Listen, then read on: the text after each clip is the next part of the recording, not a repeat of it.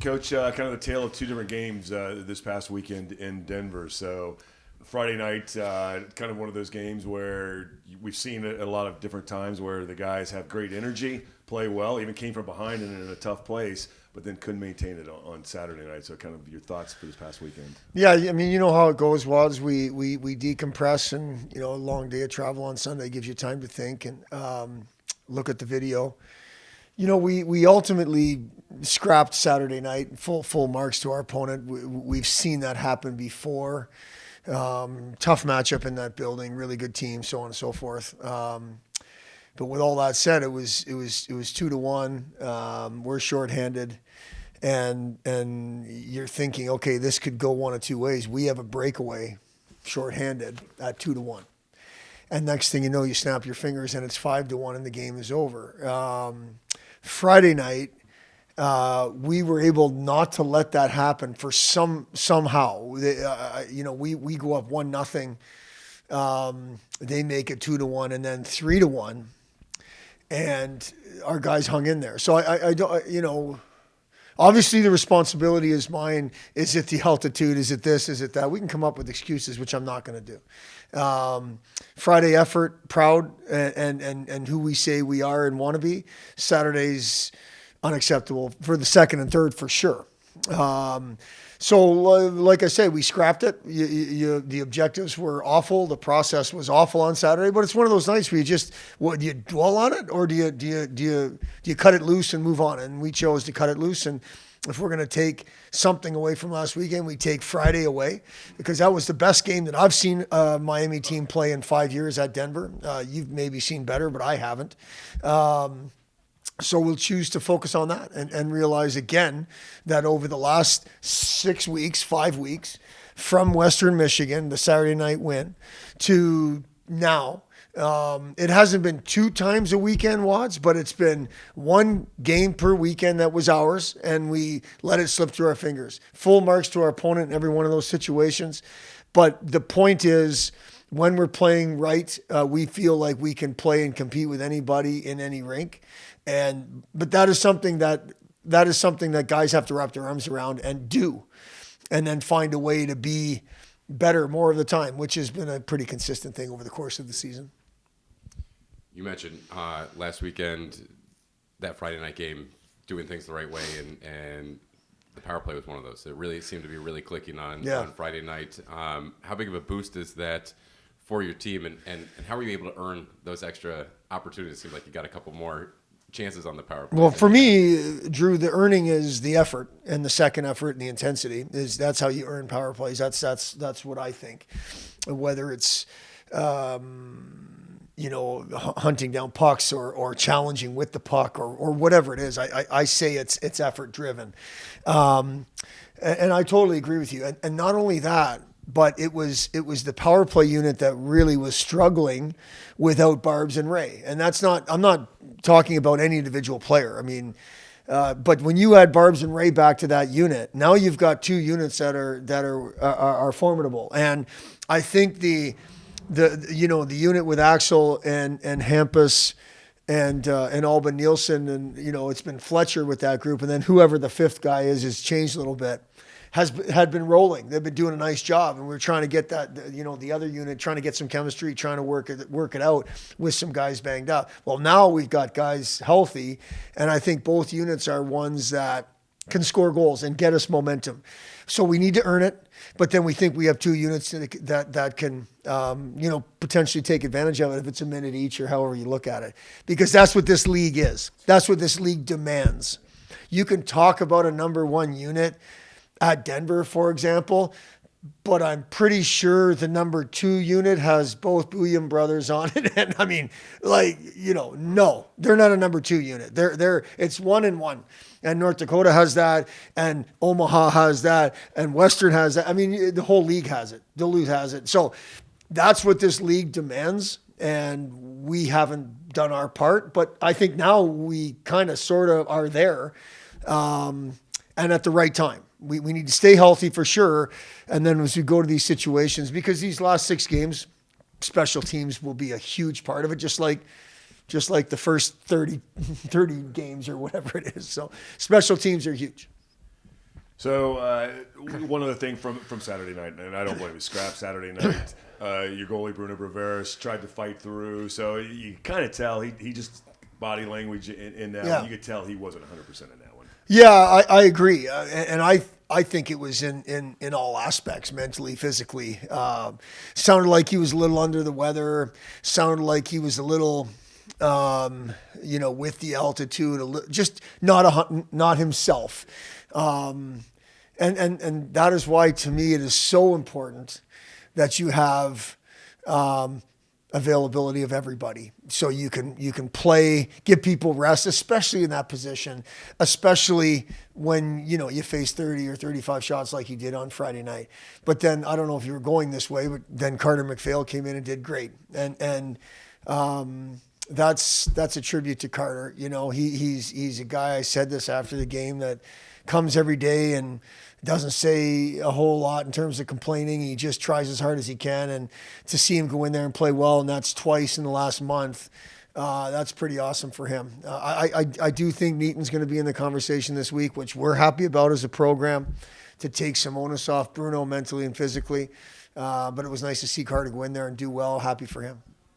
It is the final home series. We'll talk about the seniors in just a second. Let's first off focus on the opponent, Omaha. Only time you'll see them all year, so you haven't seen them. Kind of odd. You're waiting to the last couple weeks of the regular season to see an opponent in conference. What do you know about Omaha? Good team. I think their ranking is one that they've earned. They've got really good players at all three positions. Their depth is good. I think they play a little bit more of a heavy game than some of these other teams play. Although I think North Dakota, they can play whatever game you want to play. But Omaha will make you earn it down below the tops of circles, down below the hash marks in both zones. They've got some size.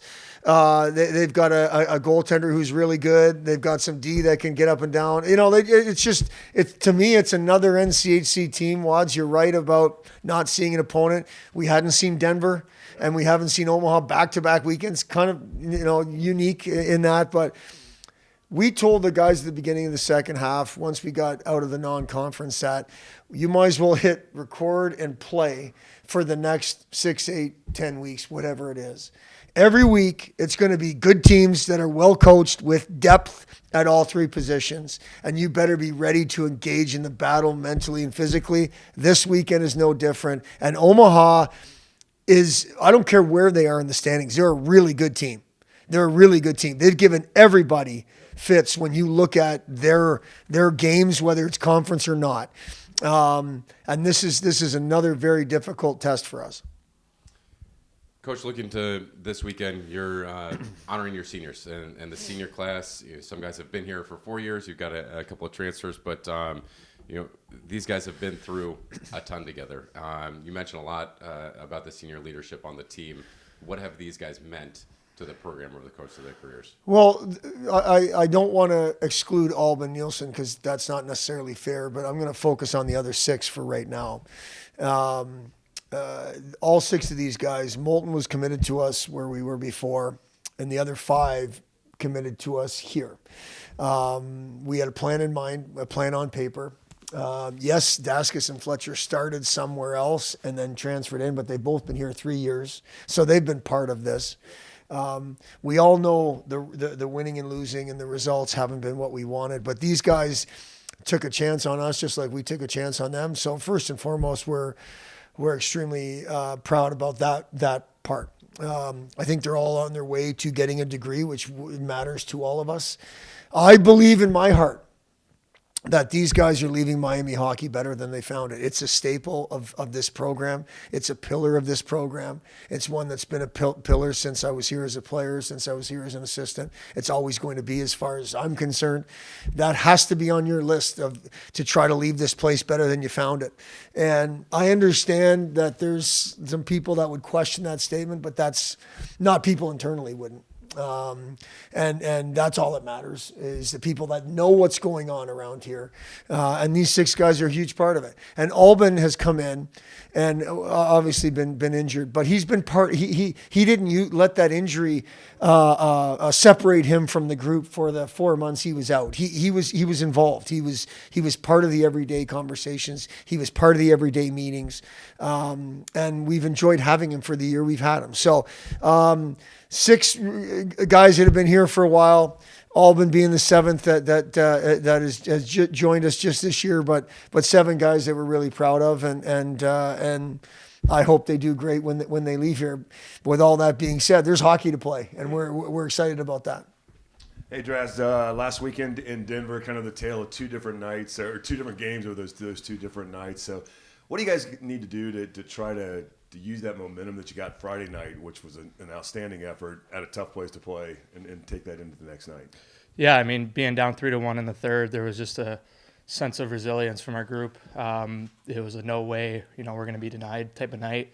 I think that we need that mentality moving forward into the playoffs, because every series moving on and into the playoffs is going to be tight. So if we keep that mentality that we had, and especially in the third, I think we'll be just fine. Yeah, in those kind of games too, it seems like it can make you guys a tough out. I mean, they're not easy games. You make those other teams work hard, and unfortunately, you guys haven't quite been rewarded as much as maybe you could have been, but you could be a tough out in those kind of scenarios. Yeah, no, absolutely. We're a really hard team to play against. That's what, we came into the year wanting to be.